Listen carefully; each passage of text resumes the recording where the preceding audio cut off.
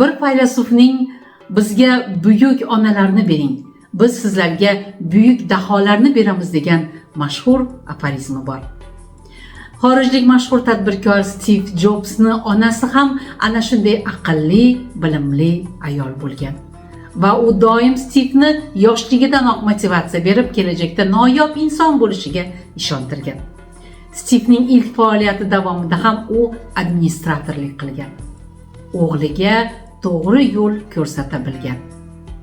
Agarki biz ham o'z farzandlarimizdan ana shunday mashhur, baxtli insonlar bo'lishini xohlasak, albatta bo'lajak onalarni, ya'niki qizlarimizni bilimli, tafakkuri keng bo'lishida yordam berishimiz kerak.